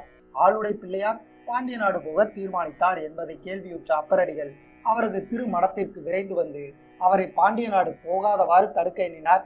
அப்பரடிகள் அன்பு மேலிட ஆளுடை பிள்ளையாரிடம் மாசு படிந்த உடலும் தூசி படிந்த கொள்கையும் கொண்டு வாழும் வஞ்சக நெஞ்சம் கொண்ட மாயையில் வல்ல சமணர்களை ஒழிக்க தூய்மையும் வாய்மையும் மிக்க தாங்கள் செல்வது நன்றென்று அக்கொடியவர்கள் எனக்கு இழைத்த கொடுமைகள் கணக்கில் அடங்காதது. தேவரீர் அங்கு செல்ல வேண்டாம், அடியேன் ஒருபோதும் அதற்கு சம்மதிக்க மாட்டேன் என்று சொல்றாரு. அப்பரே, திருசடை அண்ணலையும் திரு தொண்டர்களையும் திரு வெண்ணீற்றையும் போற்றுகின்ற ஆற்றல் மிக்கவர்கள் பாண்டியமா தேவியும் அமைச்சரும். அவர்கள் அழைப்பிற்கு இணங்கி நேரில் செல்வதால் எனக்கு எவராலும் எந்தவித இடர்பாடும் ஏற்படாது. சமணத்தை நம்பி அதர்மத்தில் உழலும் பாண்டிய மன்னனை கொண்டே அந்த சமணர்களின் செருக்கை அடக்குவேன். சைவ தவ நெறியினை பாண்டிய நாட்டில் நிலைநாட்டுவேன். அதுவரை தாங்கள் இந்த தளத்திலேயே இருங்கள். எப்படியும் பாண்டிய நாட்டை சூழ்ந்துள்ள பிற சமய இருளை நீக்கி சைவ திருவிளக்கை ஏற்றி வெற்றி வாகை சூடி வருகிறேன் அப்படின்னு சொல்றாரு. அப்பரடிகளும் மறுமொழி பேசாது விடை கொடுத்தார். வேதவன பெருமாளை வணங்கி வழிபட்டு ஆளுடை பிள்ளையார் மதுரைக்கு புறப்பட்டார். அதன் பின்னர் அப்பரடிகள் மட்டும் திருமறை காட்டில் எழுந்தருளியிருந்து வேதவன பெருமானுக்கு நாள்தோறும் திருப்பணிகள் செய்து வந்தார். ஒரு நாள் அப்பரடிகள் அந்த தலத்தில் இருந்து புறப்பட்டு நாகை, கரோணம், திருவிழிமிழலை, திருவாடுதுறை வழியாக திருப்பாளையாறை என்னும் பழம்பெரும் பதியை வந்தடைந்தார். வடதளி என்னும் பெயர் பெற்ற பழையாறை அடுத்துள்ள கோயிலில் சிவலிங்க பெருமானை சமணர்கள் தங்கள் சூழ்ச்சியால் மறைத்து சமண கோயிலாக மாற்றியிருந்தாங்க.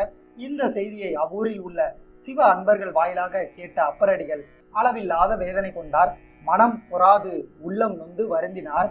அப்பரடிகள் அந்த கோயிலின் தெய்வ சன்னிதானத்தின் அருகில் ஓர் இடத்தில் அமர்ந்து எம்பெருமானுடைய பாத கமலங்களை மனதில் தியானித்தவராய், பித்தா பிறைசூடி பெருமானே, அருளாளா, இளம் பிறை அணிந்து விடையேறுமோ பெருமானே, சமணர்களின் சூழ்ச்சியை அழித்து தேவரீர் உடைய திரு உருவத்தை வடதளி விமானத்தில் காட்டி அருளினால் அன்றி இவ்விடத்தை விட்டு நான் ஒரு அடி கூட எடுத்து வைக்க மாட்டேன் என்று தமது கருத்தை உறுதியிட்டு பரமனுக்கு உணர்த்தியவாறு தியானத்தில் அமர்ந்தார்.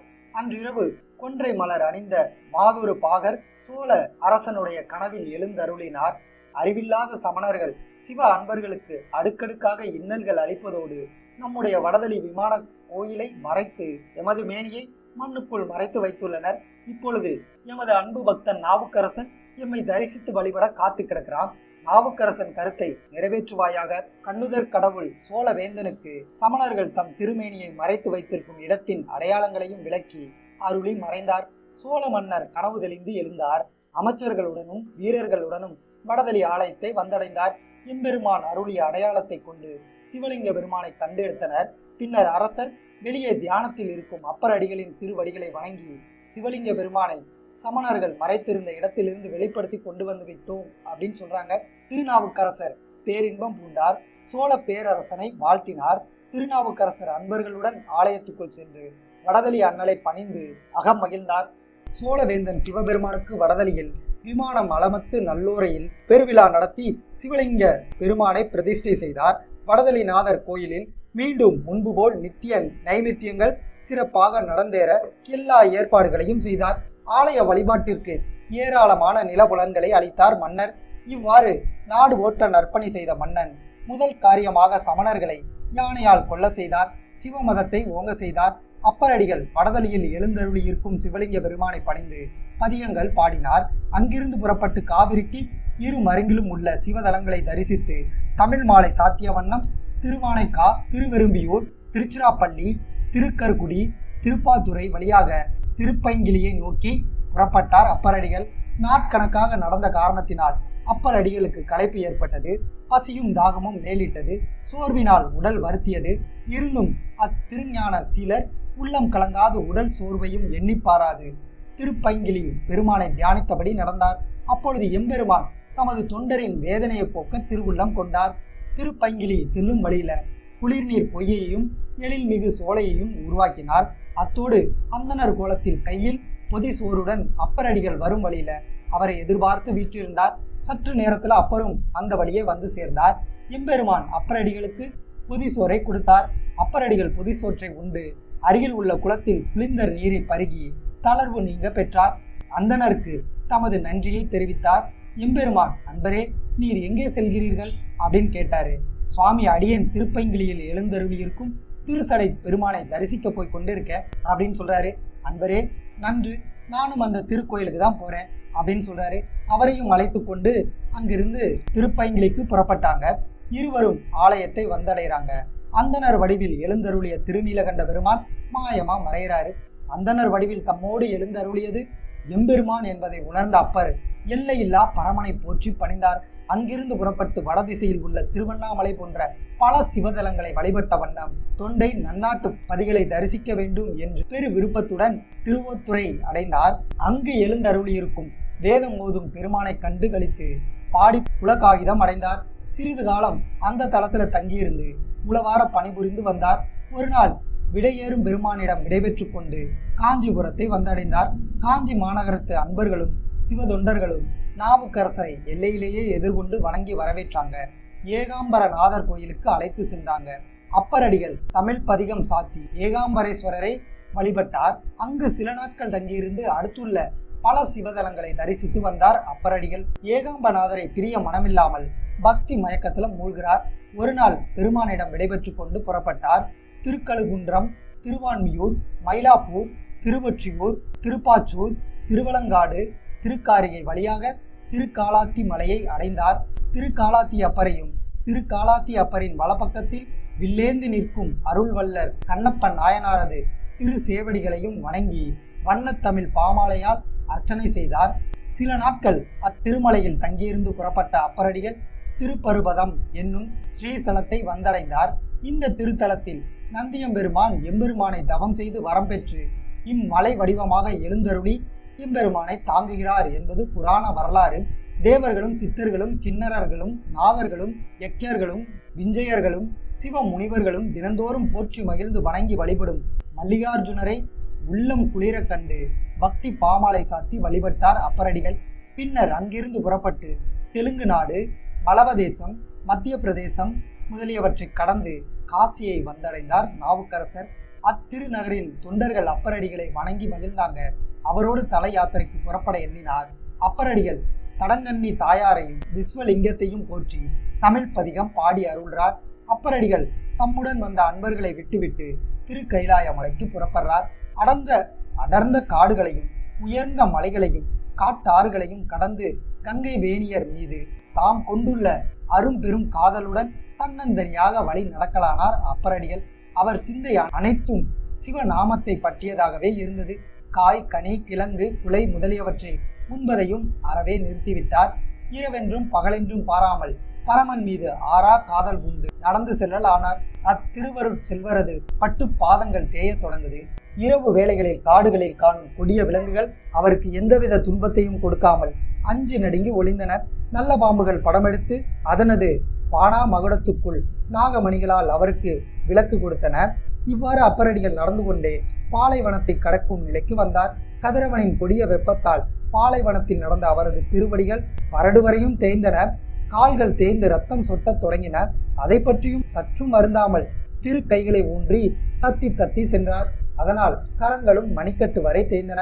அப்பொழுதும் அயர்ந்து விடாத அப்பரடிகள் மார்பினால் தவழ்ந்து சென்றார். சற்று தூரம் சென்றதும் மார்பும் தேய்ந்து குருதி பொங்க சதைப்பற்று அற்று எலும்புகள் முறிந்தன. அப்பரடிகள் எதை பற்றியும் வருத்தப்படாமல் கைலை அரசரின் சிந்தையிலேயே உடல் தசைகள் கெட உடம்பை உருட்டி கொண்டே சென்றார். இவ்வாறு புற உறுப்புகள் எல்லாம் உபயோகமற்று போனதும் அப்பரடிகள் செய்வதறியாது நிலத்தில் விழுந்தார். அப்பரடிகள் விழுந்து கிடந்த இடத்திற்கு அருகே ஒரு அழகிய தாமரை தடாகத்தை தோற்றுவித்து அருளிய பரமன் ஒரு தவசி வடிவம் கொண்டு அப்பர் எதிரில் தோன்றினார். விழிகளை மூடியவாறு சயனித்திருந்த அப்பரடிகள் கண்ணை திறந்து பார்த்தபோது தம்மை சுற்றி தடாகமும் அந்த தடாகத்தின் அருகே அருந்தவசியும் இருக்க கண்டு வியந்தார். அப்பொழுது அத்தவசி, அன்பரே, உள்ளம் உருக உடல் தேய்ந்து சிந்தை தேய்ந்து சிதைந்து அழிந்து போகும் அளவிற்கு இந்த கொடிய கானகத்தில் இப்படி துன்புறுவது யாது கருதி அப்படின்னு கேட்டார். அந்த தவசியின் கோலத்தை கண்டு அவரது பாதங்களை பணிந்தார்.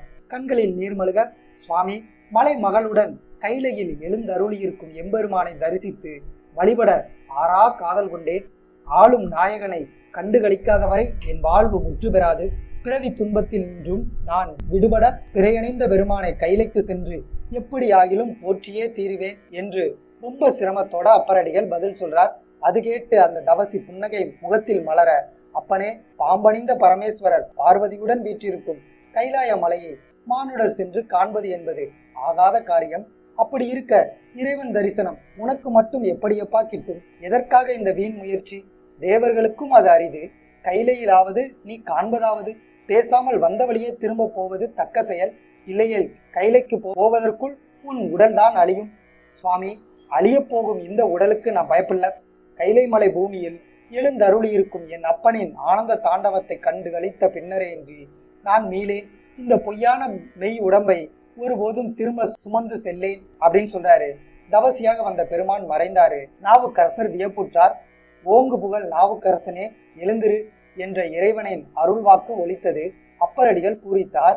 அவரது தேய்ந்து அழிந்த உறுப்புகள் எல்லாம் முன்போல் வளர்ந்து பிரகாசித்தது. அவர் உடல் வன்மை பெற்று எழுந்தார். நிலமதில் விழுந்து வணங்கினார். சிவ சிவ சுந்தர தேவனே, அருட்கடல் அண்ணலே, அடியனை காத்த ஐயனே, ஆடுகின்ற அரசனே, மண்ணிலே தோன்றி விண்ணிலே மறைந்தருளி அற்புதம் புரிந்த வேத நாயகனே, தேவரில் திருக்கைலை மலை மீதில் எழுந்தருளியிருக்கும் திருக்கோலத்தை கண்டு வழிபட இந்த அடியனுக்கு அருள்வீர் அப்படின்னு சொல்றாரு. இறைவன் அசிரீரியாக அப்பரடிகளுக்கு, அன்பா, இப்பொய்கையில் மூழ்கி திருவையாற்றில் எழுந்திருப்பாயாக. அங்கு திருக்கைலையில் நாம் வீற்றிருக்கும் காட்சியை காட்டி அருளுவேன் அப்படின்னு மொழிந்து அருளினார். அம்பலத்தரசனின் ஆணையை சிறமேற்கொண்டு சிந்தை குளிர்ந்த அப்பரடிகள் செந்தமிழ் பதிகத்தால் செஞ்சடை அண்ணலை போற்றி பணிந்தவாறு தூய தடாகத்தில் மூழ்கினார். பிறையணிந்த பெருமானின் பெருமையை யாரே அறியவல்லார்? அந்த தடாகத்தில் மூழ்கிய அப்பர் பெருமான் திருவையாறு பொற்றாமரை குளத்தில் தோன்றி கரையேறினார். அப்பரடிகள் இறைவனின் அருளை எண்ணி எண்ணி கண்ணீர் மல்கி கரைந்து அருளினார். அமரர்கள் மலர் மாறி பொழிந்தாங்க. அவர் பொன் திரு மேனியிலும் நெற்றியிலும் தெய்வீக பேரொளி பால் வெண்ணீற்று போல் பிரகாசித்தது. சிரம் மீது கரம் உயர்த்தியவாறு நீரில் இருந்து கரையேறினார். அப்பரடிகள் கோயிலை அடைந்தார். பூங்கோயில் கைலை பனிமலை போல் காட்சியளித்தது. எம்பெருமான் அப்பரடிகளுக்கு சக்தி சமேதராய் நவமணி பீடத்துல காட்சி கொடுத்தார். அப்பரடிகள் சிவானந்த சமுத்திரத்தை கண்கள் என்னும் திருக்கரங்களால் அள்ளி அள்ளி பருகினார். விழுந்து பணிந்து எழுந்தார். ஆனந்த கண்ணீர் வடித்தார். சிவகடலில் மூழ்கி திளைத்தார். அப்பரடிகள் திருத்தாண்டக பதியங்களை பக்தி பெருக்கோடும் பாடி பாடி அளவிலா இன்பம் எய்து நின்றார். அப்பர் அடிகளின் ஆசையை நிறைவேற்றிய பெருமான் அத்திருக்காட்சியை காட்டி மறைந்தருளினார். கைலை காட்சி சட்டென்று மறைந்தது கன்று திகைத்த அப்பரடிகள் மாதர் பிறை கன்னியாலை மலையான் மகளோடும் என தொடங்கும் தமிழ் பதிகம் பாடினார். திருவையாற்றில் எழுந்தருளியிருக்கும் பஞ்ச நதீஸ்வரரின் திருவடி தாமரைகளை பணிந்தார். அந்த திருத்தலத்தை விட்டு செல்ல மனம் வராத அடியார் திருவையாற்றில் தங்கியிருந்து உளவார பணி செய்து வரலானார். சில நாட்களில் அங்கிருந்து புறப்பட்டு சிவதலங்களை தரிசித்து தமிழ் பாமாலை பாடிய வண்ணம் திருப்பூந்துருத்தி என்னும் தலத்தை அடைந்தார். அங்கு எழுந்தருளியிருக்கும் பெருமானுக்கு திருத்தொண்டுகள் பல புரிந்து வரலானார். இந்த சமயத்தில் பாண்டிய நாட்டிலே சமணரை வென்று வெற்றி வாகை சூடிய ஞானசம்பந்தர் சோழ நாடு திரும்பினார். திருப்பொந்துருத்தியில் அப்பரடிகள் அவரை கண்டு மகிழ அடியார்களும் புடைசூழ தமது முத்து சீவிகையில் புறப்பட்டார். அதுபோல ஞானசம்பந்தரின் வருகையை கேள்விப்பட்ட அப்பரடிகள் உவகை பொங்க அந்த கணமே அவரை எதிர்கொண்டழைக்க புறப்பட்டார். அப்பரடிகள் முத்து சீவிகையில் சம்பந்தர் வருவதை கண்டார். அப்பரடிகள் தம்மை எவரும் காணாதபடி ஞானசம்பந்தர் வீற்றிருக்கும் முத்து சீவிகைதனை தோள் கொடுத்து சுமந்து நடக்கலானார். திருப்பூந்துருத்தியை வந்தடைந்த ஆளுடை பிள்ளை அப்பர் அடிகளை எங்கும் காணாது அப்பர் எங்கிருக்கிறார் என்று கேட்க, திருநாவுக்கரசர் தேவரீர் உடைய அடியேன் முத்து சீவிகையினை தாங்கி உமது திருவடிகளை போற்றி வரும் பெரும் பேறு பெற்று இங்குள்ளேன் அப்படின்னு மகிழ்ச்சி பொங்க கூறுறார். அப்பருடைய மொழி கேட்டு ஆளுடை பிள்ளையார் சீவிகையில் இருந்து விரைந்து கீழே இறங்குகிறார். உள்ளமும் உடலும் பதைபதைக்க அப்பரடிகளை வணங்க வந்தார். அதற்குள் அப்பரடிகள் விரைந்து ஆளுடை பிள்ளை தம்மை வணங்குவதற்கு முன் அவரை வணங்கி மகிழ்ந்து உள்ளம் உருகில கண்களில் நீர்மல்க நின்றார். இந்த காட்சியை கண்ட சிவனடியார்கள் அனைவரும் மெய்யுருகி நிற்கிறாங்க. இரு திரு தொண்டர்களையும் வணங்குறாங்க. இரு ஞான மூர்த்திகளும் அந்த தலத்தில் எழுந்தருளியிருக்கும் எம்பெருமானின் தலையால் வணங்கி திருத்தாண்டகம் பாடி மகிழ்றாங்க. அன்பர்களுடன் இரு சிவநேசர் செல்வர்களும் மடத்தில் தங்குறாங்க. அப்பரும் ஆளுடை பிள்ளையும் அடியார்கள் புடைசூழ மேலதாள வாத்தியங்கள் முழங்க திருக்கோயில் சென்று திருப்பூந்துருத்தி பெருமானை பாமாலையால் போற்றி பணிந்தாங்க. பக்தர்கள் பரமனையும் பரமன் அருள் பெற்ற தவசியர்களையும் வணங்கி மகிழ்றாங்க. ஒரு நாள் ஆளுடை பிள்ளையார் அப்பரடிகளிடம் பாண்டிய நாட்டில் தாம் சமணர்களை வாதத்தில் வென்று வெற்றி பெற்ற விவரத்தை கூற நாவுக்கரசர் பாண்டிய நாடு செல்ல ஆவல் கொண்டார். அப்பரடிகள் ஆளுடை பிள்ளையாரிடம், நான் பாண்டிய நாடு சென்று வருகிறேன், தாங்கள் தொண்டை நன்னாட்டில் உள்ள சிவதலங்களை தரிசித்து வருவீராக அப்படின்னு சொல்றார். ஆளுடை பிள்ளையாரும் அவ்வாறே செய்ய சித்தம் பூண்டார். ஞானசம்பந்தர் அப்பரடிகளிடம் விடைபெற்று புறப்பட்டார். ஞானசம்பந்தரை வழியனுப்பிவிட்டு அப்பரடிகள் தமது பாத யாத்திரையை தொடர்ந்தார். பல திருத்தலங்களை தரிசித்துக் கொண்டே மதுரையம்பதியை வந்தடைந்தார் அப்பரடிகள். அப்பரடிகள் மதுரையம்பதிக்கு எழுந்தருளியுள்ளார் என்று செய்தி அறிந்தான் பாண்டியன். மன்னரும் மங்கையர் கரசியரும் அமைச்சரும் குலசிறையாரும் அன்பர்களோடு அடியார்களோடும் அப்பரடிகளை தொழுது வணங்கி உபசரித்து வரவேற்கிறாங்க. ராஜ மரியாதையுடன் அப்பரடிகளை கௌரவப்படுத்தினான் மன்னன். அந்த திருத்தலத்துல அடியார் சில காலம் தங்கியிருந்தார். எம்பெருமானுக்கு தமிழ் தொண்டாற்றினார். மன்னர் மனம் மகிழ்ந்தார். அரசியாரும் அமைச்சரும் அடியாரை போற்றி பெருமிதம் கொண்டாங்க. அங்கிருந்து புறப்பட்ட அப்பரடிகள் திருப்புவனம், திருராமேஸ்வரம், திருநெல்வேலி, திருகானபோர் போன்ற பல பாண்டிய நாட்டு கோயில்களிலும் எழுந்தருளி இருக்கும் பரமனை பாடி பரவிய வண்ணம் சோழ நாட்டை நோக்கி புறப்பட்டார். பொன்னி நாட்டில் ஒளிவிடும் பொன்னார் மேனியுடைய புனித தலங்களை எல்லாம் கண்குளிர கண்டு பற்பல பைந்தமிழ் பதியங்களை பாடி வணங்கிய வண்ணம் திருப்புகலூரை அடைந்தார். திருப்புகலூர் பெருமானின் தாளை வணங்கி ஆறா காதலுடன் உள்ளமும் உடலும் உருக அந்த திருத்தலத்திலேயே தங்கியிருந்து புகழூர் புனிதருக்கு உளவார பணி செய்து வரலானார் அப்பரடிகள். அப்பொழுது அப்பரடிகள் நினர திருத்தாண்டகம், தனி திருத்தாண்டகம், திருத்தல கோவை, குறைந்த திருநேரிசை, தனித்திரு நேரிசை, ஆறுயிர் திருவிருத்தம், தசபுராணம், பாவநாச பதிகம், சரக்கரை திருவிருத்தம் முதலிய பல திருப்பதிகங்களை பாடினார். அப்பரடிகளின் பட்டற்ற பரம நிலையை உலகிற்கு உணர்த்துவான் வேண்டி புகழூர் பெருமான் உளவார பணிபுரிந்து வரும் மன்றத்திலே பொன்னும் நவரத்தினங்களும் மின்னும்படி செய்தார். அப்பரடிகள் பொன்னையும் நவமணிகளையும் உளவார பணிபுரியும் மன்றத்திலே உருளும் கற்களுக்கு ஒப்பாகவே கருதி அவற்றை உளவார படை கொண்டு எடுத்து அருகில் உள்ள தாமரை தடாகத்தில் வீசி எறிந்தார். பொன்னாசையும் பொருளாசையும் கொள்ளாத அப்பரடிகள் பெண்ணாசையும் வெறுத்த துறவு நிலையை மேற்கொள்ளும் பெருஞானி என்பதையும் உலகிற்கு உணர்த்துவான் வேண்டி புகழூர் சிவபெருமான் அரம்பையர்களை மன்றத்திலே தோன்ற செய்தார். வில்லை போன்ற புருவங்களையும் மின்னலை போன்ற மேனியையும் கண்ணலை ஒத்த மொழியையும் தென்றலை போன்ற குளுமையும் உடைய அரம்பையர் அப்பரை நோக்கினர். அப்பரடிகள் தியானத்திலேயே இருந்தார். அரம்பையர்கள் மெல்லிய மலர் பாதத்திலே சிலம்புகள் ஒலித்தன. செங்கலி நீர் மலர் போன்ற மெல்லிய விரல்களை வட்டனையோடு அசைத்தனர். அக்கரங்களின் வழியே கெண்டை மீன் வடிவம் கொண்ட வட்ட கருவிழிகளை செலுத்தி பொற்கொடி போல் அசைந்தாடினர். தித்திக்கும் தேன் போல் கோவை இதழ்களில் பன்னிசைத்து சுழன்று சுழன்று மயக்கும் அழகு நடனம் புரிந்தனர். மலர் மாறி பொழிந்தலும் தழுவுவது போல அணைத்தலும் காரிருள் கூந்தல் அவில இடை துவள மான் போல் துள்ளி ஓடுதலுமாக தாங்கள் கற்ற கலைகளை எல்லாம் காட்டி காமன் கனை தொடுத்தார் போல பற்பல செயல்களை நடத்தினர் அரம்பையர். அப்பரடிகள் சித்தத்தை சிவனடியாருக்கே அர்ப்பணித்து சற்றும் சித்த நிலை தெரியாது திருத்தொண்டு லீலைகளில் அவரது உள்ளத்தையோ உடலையோ பறிகொடுத்து விடவில்லை. அப்பரடியார் அரம்பையர்களை பார்த்து, மயங்கும் மாலை வடிவங்களே, எதற்காக என்னிடம் வந்து இப்படி வீணா அலையறீங்க? உமக்கு நீவீர் மயக்கி ஆளும் உலகம் மட்டும் போதாதா? எதற்காக என்னிடம் வந்து ஆடி பாடுகின்றீர்? திருவாரூர் தியாகேச பெருமானின் திருவடிகளில் தமிழ் பதிகம் பாடி திருத்தொண்டு புரிந்து வரும் சிறந்த பணியில் நிலையாக நிற்பவன் என்னை உங்கள் வலையில் சிக்க எண்ணி வீணாக அலைய வேண்டாம், போய்விடுங்கள் என்று கருத்து கொண்ட பொய்யம் மாயை பெருங்கடல் என தொடங்கும் திருத்தாண்டகத்தை பாடினார். உடனே அத்தேவ கன்னிகைகள் அவரது திருவடியை வணங்கி மறைந்தாங்க. அப்பர் அடிகளுடைய உள்ள உறுதியையும் பக்தி திறனையும் பாமாலை பாடும் ஆற்றலையும் 7 உலகங்களும் போற்றி புகழ்ந்தன.